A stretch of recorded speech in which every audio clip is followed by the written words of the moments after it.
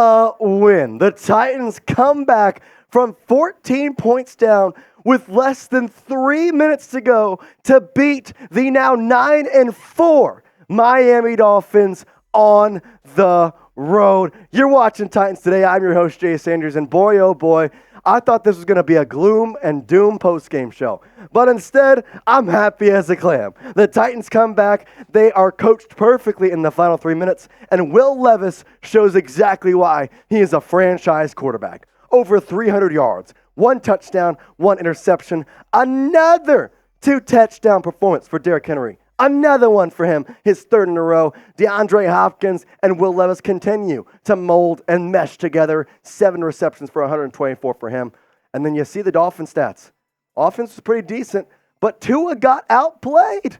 He got outplayed by Mr.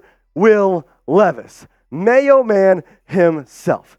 Now, before we get into the analytics, before we tell you everything, there is one thing you have to know, and that is sub for Titans dubs. We have to be here, and I'm telling you, it's a good time. So make sure you're hitting that sub button for all the Titans content, because we're going to be talking about this game all week long. Plus, the more subs, the more chance we get to celebrate wins like this more often. So sub for Titans dubs. Let's go right into Will Levis, as mentioned, over 300 yards, 1 touchdown, and 1 interception. And the stat sheet says a lot. But I think what says even more is exactly his persona, the way he carried himself in that final 3 minutes, the way he overall just kind of fulfilled everything that was asked of him. He went down the field quickly the first drive. He did it again the second drive, almost too quickly. I mean, they were running the ball because they had 2 minutes left. He did everything that he was asked of, and in terms of getting some young man his win, here at an important time to build that confidence, it may be bigger than anything of all. Yeah, I know it pushes you back in the draft stock. Yeah, I know it's not exactly going to help you get that offensive line help later. But the offensive line wasn't exactly terrible this game, and Will Levis performed, and just the awe of watching him on the sideline be excited with his coach, Mike Vrabel. That says it all. Just watching him going out there, having a good time, and ultimately being a guy that you can trust. It makes for a lot of fun games to come and what is to be a very, very bright future for Mr. Will Levis, Mayo Man himself. He will absolutely be here for a long time coming. If you're happy with Will Levis this year and the way he has played, then I want you to give me a Y for yes in the comment section. If you think, I like Levis, but I'm not exactly happy with what I've seen just yet, then type in for no. And I have to tell you right now, you should be happy. I need 1,000 yeses in the comments because Will Levis has been all that he has been advertised and more. So again, if you're happy with this performance today, Y for yes, in for no. He had his receivers to thank for a lot of it, and what's funny is Hopkins and Levis's connection built, but also Tyjae Spears, 6 receptions, 89 yards, and Okonkwo with Wiley out, the tight end steps up. 5 catches, 46 yards. Spears was an absolute menace on the field. But let's first talk about DeAndre Hopkins and just the connection that you can see formally growing between Levis and Hopkins. The big plays with these two came at the end of the second quarter when the Titans had the ball.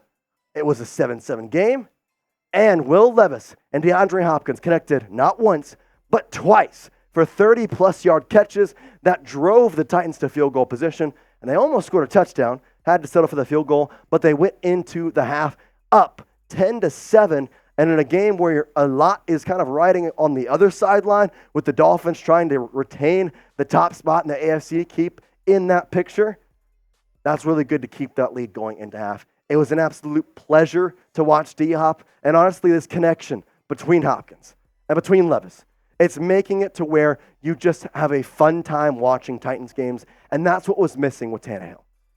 He may be a good quarterback after all, but either way, he hadn't played well this year, and nothing was exciting. D-Hop, along with Levis, makes this team exciting. So, given they're exciting now, you're going to go and watch some games. And if you're going to go watch some games, get your tickets from Game Time. That's the reason we're here, and it's the sponsor of today's show. Game Time is the fast and easy way to get tickets to not just sports, but music, comedy, theater, and pretty much any event in your area. Now, Game Time knows you shouldn't have to worry about buying tickets to your next big event, and so they give you the peace of mind when buying tickets with their best price guarantee. So take the guesswork out of buying tickets with Game Time. They got last-minute tickets, they got flash deals, they got zone deals, and the biggest thing of all that I like, and it's the reason I use them pretty much every week, is this.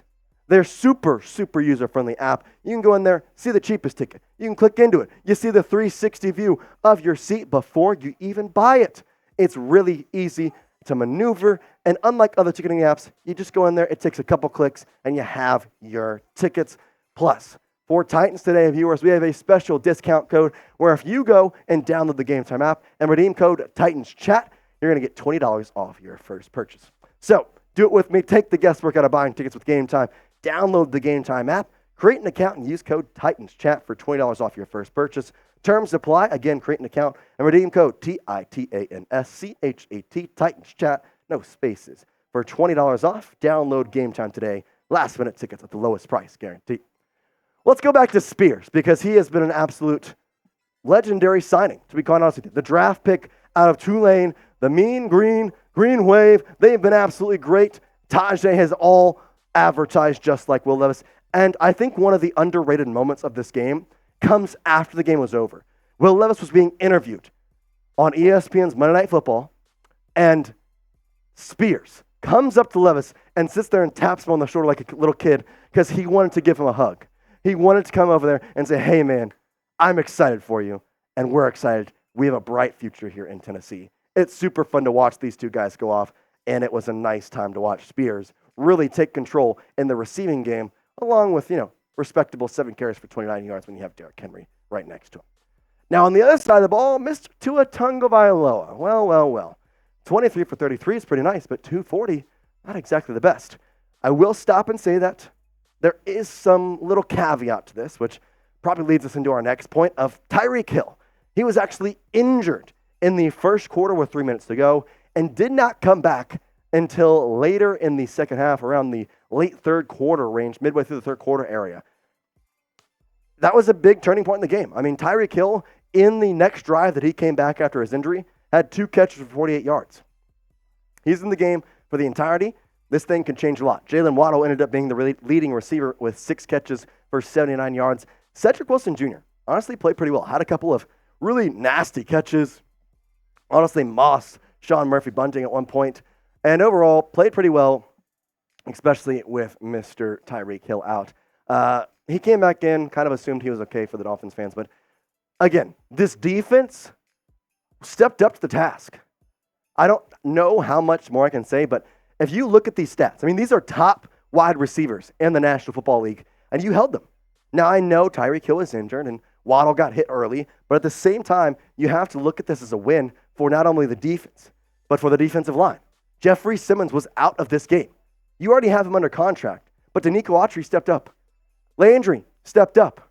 I mean, there were so many guys who came into this game looking at, we need to step up. We need to do this. We need to do that. And guess what? They did exactly that. I'm super excited to see what the future of this defense has. The secondary is still questionable at times, but you can tell how much of a difference Sean Murphy-Bunting makes when he is on the field and ultimately when he is on his game. Played well, had a PI call late, but ultimately made up for it by stopping the Dolphins and really being a driving force in that secondary. So I've talked about a lot of players on this Titans team, but I have to know who was the MVP of the Titans versus Dolphins game? Because there's a lot of names you could throw around. Will Levis had 2 game-winning drives. Derrick Henry scored 2 touchdowns. Sean Murphy-Bunting played really well at corner. You had Danico Autry playing really well. You had Landry playing well. I mean, there's so many names you could throw around. Azeez Al-Shaire, don't want to let him be lost. They all played so incredibly well. So, who was your MVP? Let me know in the comment section below. This is such a fun time because we haven't got to do MVP in a little bit, and now we get to. So make sure you go put that in the comment section. Man, 28-27, it just feels nice to be back in the win column. And like I said earlier, if you want more times like this, then hit that sub button. YouTube.com/Titans TV, Titans Today. And we really appreciate you. Go down, scroll down there. There's a little red button that says subscribe. If you click it, it turns gray. Well, guess what? You just joined the Titans Today community. You're part of our family, and you're a part of the Tighten Up Nation. We really appreciate you watching this. If you made it to the end, type real one. And for Will Levis, man, oh man, I am. Tighten up. Peace out.